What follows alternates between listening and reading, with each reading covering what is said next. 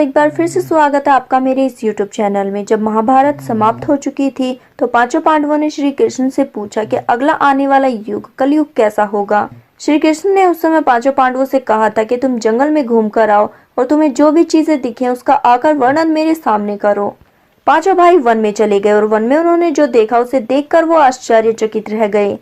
आखिर उन पांचों भाइयों ने वन में ऐसा क्या देखा और श्री कृष्ण ने इसके पीछे क्या जवाब दिया, जानने के लिए वीडियो को एंड तक जरूर देखें। साथ ही इस वीडियो को लाइक कीजिए और अपने दोस्तों के साथ शेयर भी करें।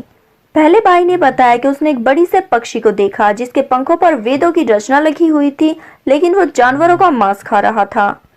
जब अर्जुन ने बताया कि उन्होंने जंगल में ऐसा कुछ देखा तो श्री कृष्ण ने इसके वर्णन में कहा कि कलयुग में ऐसे ही कुछ लोग होंगे जिन्हें विद्वान कहा जाएगा, लेकिन वो दूसरे का नुकसान करने के लिए हमेशा तत्पर रहेंगे और अपना फायदा किसी न किसी तरह से निकलवाने की कोशिश करेंगे।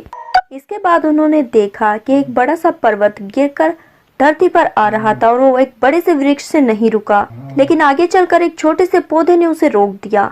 इस पर श्री कृष्ण ने जवाब देते हुए कहा कि कलयुग में सभी की मति मारी जाएगी और वो सिर्फ धन के पीछे भागेंगे और धन रूपी ये वृक्ष कभी भी उनकी बुद्धि को ठीक नहीं कर पाएगा और उनके मन को शांत नहीं कर पाएगा। अगर वो छोटे से पौधे यानी कि हरि के नाम को भज ले तो उसी समय उनकी समस्या का निवारण हो जाएगा और कलयुग में मन को शांति मिलेगी।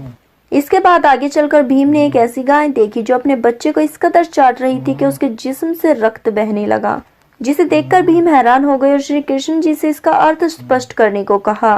श्री कृष्ण ने बताया कि कलयुग में लोग अपने बच्चों से इतना प्यार करेंगे कि उनके प्यार के चलते उनके विकास ही रुक जाएगा और कलयुग में बच्चे विकासशील नहीं होंगे, वो माता पिता के प्रेम में फंसकर ही रह जाएंगे।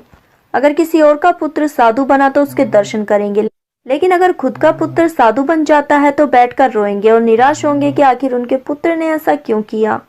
इसके बाद श्री कृष्ण ने कहा कि तुम्हारे पुत्र तुम्हारी नहीं बल्कि उनकी पत्नियों की अमानत हो जाएंगे और बेटियां उनके पति की। ये आत्मा भगवान के हवाले हो जाएगी और शरीर मिट्टी में मिल जाएगा।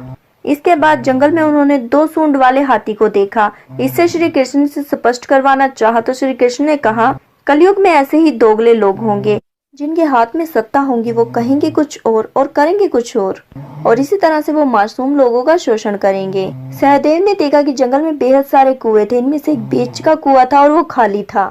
श्री कृष्ण ने इसका अर्थ स्पष्ट करते हुए कहा कि कलयुग में लोग अपनी पुत्री के विवाह में बाकी अन्य भव्य चीजों में पैसा खर्च करेंगे, लेकिन अगर किसी गरीब और भूखे व्यक्ति को देखेंगे तो उसे दान नहीं देंगे।